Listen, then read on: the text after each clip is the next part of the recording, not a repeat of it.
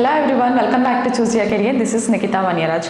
Guys, చాలా మంది company change అయ్యేటప్పుడు they blindly accept the offer అనమాట.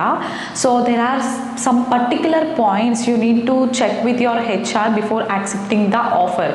అంటే ఈ పాయింట్స్ ఒకవేళ మీరు చెక్ చేసినట్లయితే ఇంకా మీరు ఎక్కువ సంపాదించవచ్చు సాఫ్ట్వేర్ ఫీల్డ్లో. And also you can save your career by asking these points. And also చాలామంది భయపడతారు ఈ పాయింట్స్ అడగడానికి. అట్లీస్ట్ ఆఫర్ యాక్సెప్ట్ చేసిన తర్వాత కంపెనీలో జాయిన్ అయ్యే ముందైనా హెచ్ఆర్తో ఈ పాయింట్స్ అనేది ఒకసారి చెక్ చేసుకోండి. సో ఆ పర్టికులర్ పాయింట్స్ ఏంటి అనేది మనం ఈ వీడియోలో డిస్కస్ చేసుకుందాం. Point number 1 must check point ఏంటి అని అంటే average percentage of hike in that company. మీరు జాయిన్ అయ్యే కంపెనీలో యావరేజ్ హైక్ పర్సంటేజ్ ఎంత ఇస్తున్నారు ఎవ్రీ ఇయర్ అనేది నువ్వు క్యాల్కులేట్ చేసుకోవాలి. So maximum people never ask this point. So చాలా రేర్ సిచ్యువేషన్లో కొంతమంది అడుగుతారు ఈ పాయింట్స్ అనేవి. యావరేజ్ పర్సంటేజ్ ఆఫ్ హైక్ అనేది ఖచ్చితంగా మీరు అడగాలి హెచ్ఆర్ని. ఎందుకనంటే దానితో మీ next 5 years suppose if at all మీకు ఒక 5 LPA వస్తుంది, సపోజ్ ఇఫ్ ఎట్ ఆల్ మీకు ఈ ఫ్యూచర్ కంపెనీ అనేది 5 LPA ఆఫర్ చేస్తున్నారు.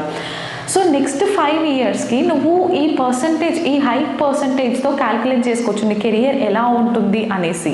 Okay. And also most of the companies ఎంత స్టార్ పర్ఫార్మర్కైనా ఒక 5% హైక్ మాత్రమే ఇస్తుంది అనమాట. మీరు అది ఎంత గొప్ప కంపెనీ అయినా, ఎంత గొప్ప బ్రాండ్ అయినా కానీ ఒక స్టార్ పర్ఫార్మర్కి కూడా ఇచ్చేది యావరేజ్ పర్సంటేజ్ ఆఫ్ హైక్ వచ్చేసి 5% మాత్రమే. సో మీరు ఎలా క్యాల్కులేట్ చేసుకోవాలి అని అంటే ఇప్పుడు మీకు ఆఫర్ చేసే శాలరీతో 5% ఆఫ్ హైక్తో మీ 5 years నెక్స్ట్ కెరియర్ అనేది ఎలా ఉంటుంది అనేది మీరు ఎస్టిమేట్ చేసుకోవాలి. సో ఏ కంపెనీలో అయినా కానీ 5% is the average ratio of a hike అనమాట.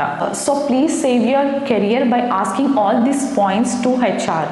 సపోజ్ ఇఫ్ ఎట్ ఆల్ మీకు కరెంట్ కంపెనీలో ప్రాజెక్ట్ నచ్చలేదు, లేదు అని అంటే వర్క్ నేచర్ అనేది నచ్చట్లేదు, then it's okay. Future company ఆఫర్ని యాక్సెప్ట్ చేయడానికి దట్ ఈస్ ఫైన్. అది ఎప్పుడు మీ past company, I mean current company work నచ్చక, లేదా అంటే ప్రాజెక్ట్ నచ్చక అది ఓకే. కానీ ఎప్పుడైతే మీ కరెంట్ కంపెనీ కూడా బాగుంది, అన్ని ఆఫర్ చేస్తున్నారు వీళ్ళు అని అంటే ఇది మీరు ఒకసారి ఆలోచించాలి.